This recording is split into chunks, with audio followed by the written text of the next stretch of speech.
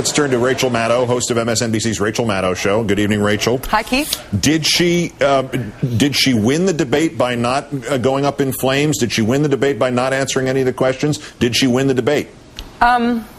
I don't know. Honestly, I know that's a lame answer, but I don't know, because there's three things that come out of debates, right? There's news, in case anybody makes any news.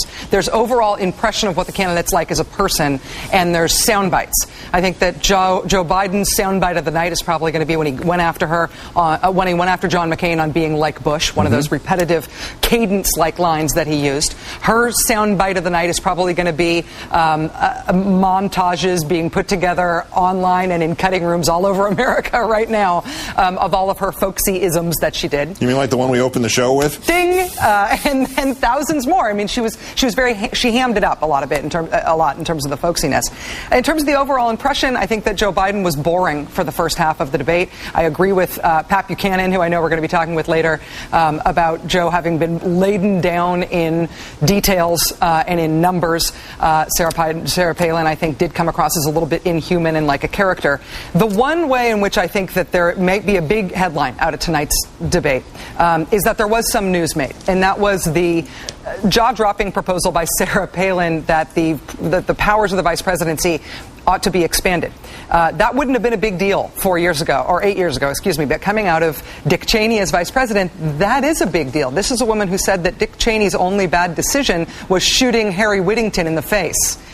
To look at the legacy of Cheney, to say she wants his job and she wants more power, that's news.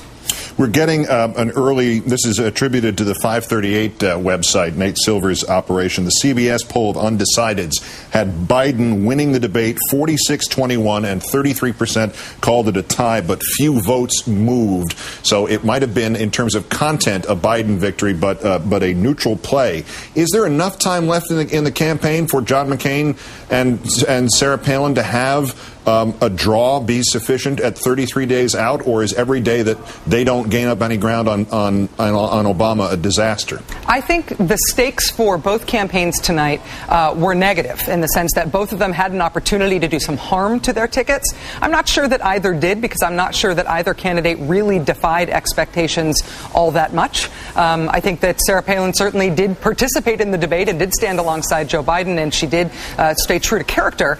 In terms of substance, I think she sort of met expectations and not being able to keep up on the specifics. I don't think that either candidate is going to have done anything tonight to have hurt the overall trajectory of either ticket. And right now, the Obama trajectory is up. The McCain trajectory is down. Nobody can say whether that's going to hold true for another month, but I don't think there's going to be any major inflection because of what happened tonight. The dig at the end about the filter of the mainstream media. Who kept Sarah Palin from doing a live interview anywhere? Who kept Sarah Palin from coming on this newscast or on your news show or on Meet the Press or This Week or Face the Nation? Who's responsible for that horrible thing? Well, to go after the mainstream media is to be speaking to a very specific, energized, activist form of the Republican base. There are people all across America on the far right who are cheering at any criticism of the mainstream media, and who cheered probably when she told Gwen Ifill, "I'm not going to answer your questions. I don't care that she's the moderator." And I am paraphrasing there. I mean, that's a partisan thing. That's why the conservative base loves her. They'll probably love her all the more. You up for this? I'll challenge her. She can come on your show or my show for an hour. We'll do it live. There'll be no editing whatsoever, as long as she'll answer a couple, like 20% of the questions you or I ask, or she can choose us both. How about that? Yes. You're game. All right. Yes. I don't think she or the Republican Party have. I don't think it's anything in their best interest to do that. But we'll issue them that challenge right now. Okay. Thank you. I agree. All right. Good. So either Rachel or me or both of us, and you can talk, and we won't even interrupt. But we will ask follow-up questions. Rachel Maddow, who we'll see again with Pat Buchanan, as she mentioned. Thank you, Rach. Thank you, Keith. All right.